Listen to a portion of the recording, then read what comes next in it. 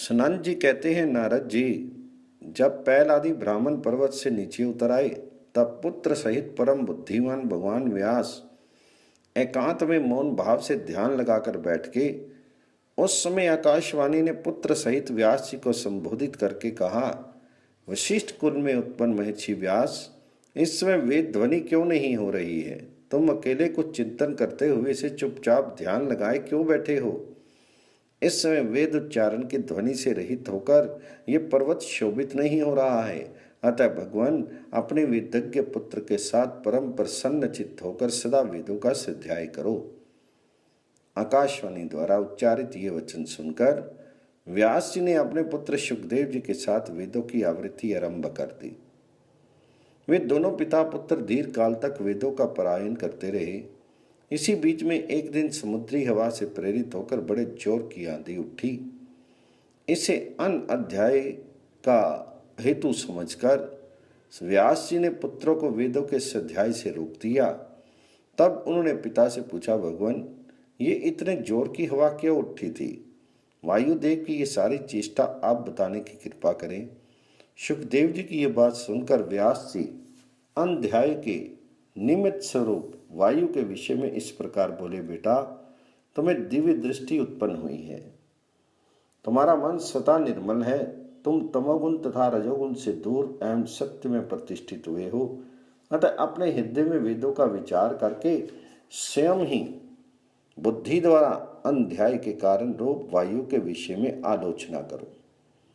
पृथ्वी और अंतरिक्ष में जो वायु चलती है उसके 7 मार्ग हैं, जो धूम तथा गर्मी से उत्पन्न बादल समूहों और ओलों को इधर से उधर ले जाता है। वे प्रथम मार्ग में प्रवाहित होने वाला प्रवाह नामक प्रथम वायु है, जो आकाश में रस की मात्राओं और बिजली आदि की उत्पत्ति के लिए प्रकट होता है। वे महान तेज से संपन्न द्वितीय वायु आवा नाम से प्रसिद्ध है और बड़ी भारी आवाज के साथ बहता है, जो सदा सोम सूर्य आदि ज्योतिर्मय ग्रहों का उदय एवं उद्भव कहता है।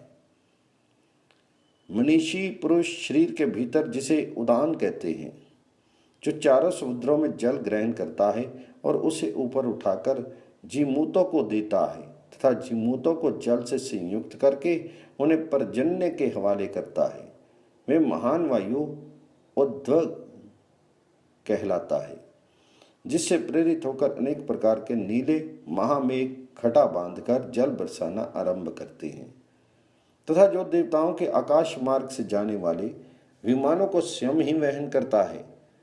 वे पर्तों का मान मर्दन करने वाला चतुर्थ वायु संवा नाम से प्रसिद्ध है, जो रुक्ष भाव से वेग पूर्वक बहकर वृक्षों को तोड़ता और उखाड़ फेंकता है तथा जिसके द्वारा संगठित हुए प्रलयकालीन मेघ बलाहक संज्ञा धारण करते हैं, जिसका संचरण भयानक उत्पात लाने वाला है तथा जो अपने साथ मेघों की घटाई लिए चलता है, वह अत्यंत वेगवान पंचम वायु विवय कहा गया है, जिसके आधार पर आकाश में दिव्य जल प्रवाहित होते हैं, जो आकाश गंगा के पवित्र जल को धारण करके स्थित हैं और जिनके द्वारा दूर से ही प्रतिहत होकर सहस्त्रों किरणों के उत्पत्ति स्थान सूर्यदेव एक ही किरण से युक्त प्रतीत होते हैं, जिससे ये पृथ्वी प्रकाशित होती है तथा अमृत की दिव्य निधि चंद्रमा का भी जिससे पोषण होता है। उस छठे वायु का नाम परिव्यय है।